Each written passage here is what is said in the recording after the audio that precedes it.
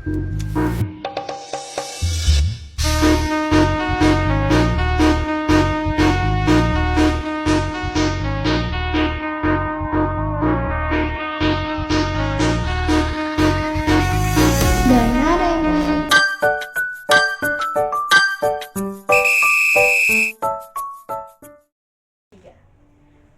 teman-teman, di sini kami akan menjelaskan materi yang pertama tentang hakikat perkembangan yang meliputi pengertian perkembangan, ciri-ciri perkembangan, dan prinsip-prinsip perkembangan.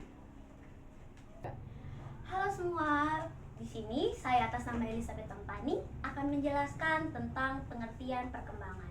Nah, perkembangan adalah proses perubahan yang berlangsung secara bertahap dan berkesinambungan dalam aspek fisik, kognitif, emosional, sosiologi, psikologi individu, atau organisme. Nah, perkembangan ini mencakup pertumbuhan atau aspek fisik, mencakup kematangan atau fungsi organ dan sistem, serta perubahan dalam kemampuan beradaptasi, berpemahaman, dan berketerampilan. Secara umum, perkembangan dapat dibagi menjadi beberapa tahap atau fase yang mengikuti pola tertentu, seperti perkembangan bayi, perkembangan anak, perkembangan remaja, perkembangan dewasa, hingga perkembangan lansia. Setiap tahap perkembangan memiliki ciri-ciri dan tantangan tersendiri yang dapat mempengaruhi faktor genetik atau hereditas dan lingkungan, termasuk pengalaman, pendidikan, serta interaksi sosial. Halo, saya atas nama Mariana Alia Manggo akan menjelaskan tentang ciri-ciri perkembangan. Ciri-ciri perkembangan dibagi menjadi 3, yaitu yang pertama sistematis, yang kedua progresif, dan yang ketiga berkelanjutan. Saya akan menjelaskan tentang ciri yang pertama, yaitu sistematis. Sistematis yaitu perubahan yang saling berketergantungan dan mempengaruhi antara bagian-bagian organisme. Yang kedua, progresif, yaitu perubahan yang terjadi bersifat maju, meningkat, dan mendalam. Dan yang ketiga, berkesinambungan, yaitu perubahan pada bagian atau fungsi organisme berlangsung secara berurutan. Perkembangan tidak dapat diukur dengan angka, berbeda dengan pertumbuhan yang dapat diukur dengan angka. Adapun 2 contoh perkembangan. Yang pertama, bayi yang baru saja lahir belum bisa merangkak, tetapi beberapa bulan kemudian bisa merangkak dan belajar berjalan. Yang kedua, kemampuan mengelola emosi dan pikiran yang semakin matang. Mungkin itu saja yang dapat saya sampaikan dari materi saya. Terima kasih. Halo, di sini saya atas nama Oflinda Adista Polwanti Ai. Saya akan menjelaskan tentang prinsip-prinsip perkembangan. Prinsip perkembangan peserta didik merujuk pada berbagai aspek yang harus diperhatikan dalam memahami peserta didik. Bagaimana seorang anak atau seorang remaja tumbuh dan berkembang, baik secara fisik, kognitif, sosial, maupun emosional. Prinsip-prinsip ini penting dalam pendidikan karena memberikan pedoman bagi peserta didik dalam mendukung pertumbuhan dan perkembangan anak secara optimal. Berikut adalah beberapa prinsip-prinsip utama tentang perkembangan peserta didik. Baik, prinsip yang pertama adalah perkembangan merupakan proses yang berkesinambungan. Perkembangan berlangsung secara terus-menerus mulai dari masa konsepsi hingga tahap dewasa. Setiap tahapan perkembangan memiliki kesinambungan dengan tahap sebelumnya dan mempengaruhi tahap berikutnya. Artinya, apa yang terjadi pada masa kanak-kanak akan mempengaruhi perkembangan di masa remaja dan begitu juga seterusnya. Yang kedua adalah perkembangan berlangsung secara bertahap. Perkembangan peserta didik mengikuti tahapan yang berurutan, di mana setiap tahapan ditandai oleh perubahan-perubahan khas. Misalnya, perkembangan fisik dan motorik. Anak dimulai dari keterampilan dasar seperti merangkak sebelum berjalan dan perkembangan kognitif berproses dari tahap berpikir konkret ke berpikir abstrak.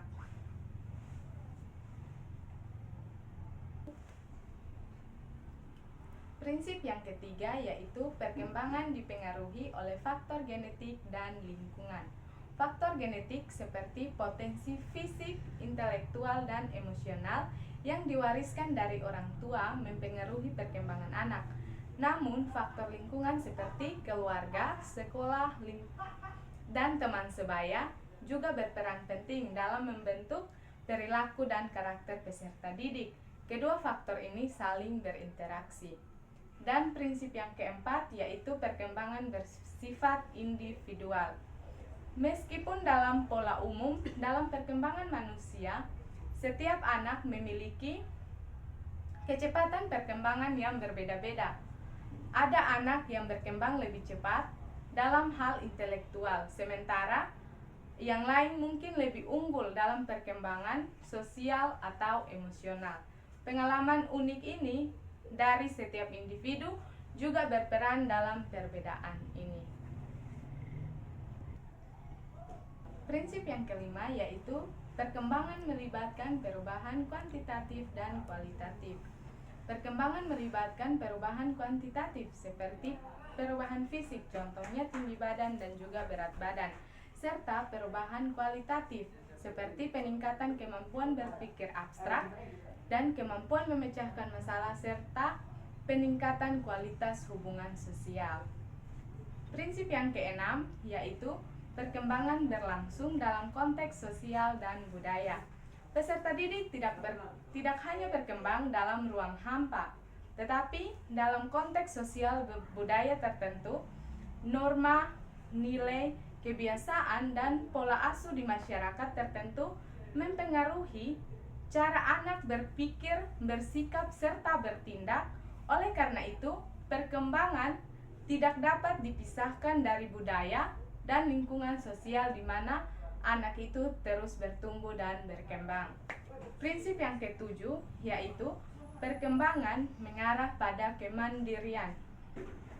Salah satu tujuan utama dari perkembangan adalah mencapai kemandirian. Kemandirian ini bisa berupa kemandirian fisik, contohnya mengurus diri sendiri.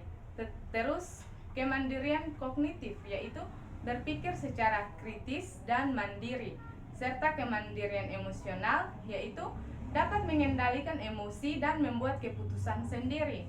Setiap tahapan perkembangan mempersiapkan peserta didik untuk lebih mandiri di masa depan. Prinsip yang kedelapan adalah perkembangan bersifat multidimensional. Perkembangan terjadi dalam berbagai dimensi seperti fisik, kognitif, emosional, sosial, dan juga moral. Semua dimensi ini saling berhubungan. Misalnya, perkembangan fisik dapat mempengaruhi perkembangan emosional dan perkembangan sosial, dapat berdampak juga pada perkembangan moral. Prinsip yang kesembilan adalah setiap tahap perkembangan memiliki tugas-tugas perkembangan. Di setiap tahapan usia peserta didik dihadapkan pada tugas-tugas perkembangan yang harus diselesaikan. Tugas-tugas ini seperti belajar, berjalan, berbicara, dan bersosialisasi. Diperlukan untuk mencapai perkembangan optimal. Apabila tugas-tugas ini tidak diselesaikan dengan baik, bisa jadi akan ada hambatan dalam tahapan perkembangan selanjutnya. Prinsip yang ke-10 adalah perkembangan peserta didik dapat dioptimalkan dengan bimbingan yang tepat. Bimbingan dan dukungan yang tepat dari orang tua, guru, dan lingkungan sangat penting untuk mengoptimalkan perkembangan peserta didik. Melalui pendekatan yang sesuai dengan tahap perkembangan mereka, peserta didik dapat dibantu untuk mengembangkan potensi terbaik mereka. Ini termaksud pemberian pengalaman belajar yang sesuai dengan multi yang mendukung perkembangan baik fisik, kognitif, maupun sosial. Prinsip yang terakhir yaitu prinsip yang ke-11 adalah perkembangan dipengaruhi oleh motivasi dan minat. Motivasi baik intrinsik maupun ekstrinsik serta minat yang dimiliki peserta didik mempengaruhi bagaimana mereka belajar dan berkembang. Peserta didik yang termotivasi dan tertarik pada suatu bidang akan cenderung lebih aktif atau antusias dalam proses pembelajarannya, yang kemudian mempercepat perkembangan mereka dalam bidang tersebut. Dengan memahami prinsip-prinsip ini, peserta didik dapat memberikan pengalaman belajar yang lebih efektif dan memperhatikan kebutuhan unik peserta didik, serta mendukung mereka untuk mencapai perkembangan optimal dalam berbagai aspek kehidupan. Sekian materi dari saya, terima kasih. Sekian materi dari kami tentang hakikat perkembangan. Karena dimulai, maka juga akan diakhiri. Jika diakhiri tanpa memulai, itu bukan presentasi, tetapi masalah hati. Sekian dari kami, terima kasih.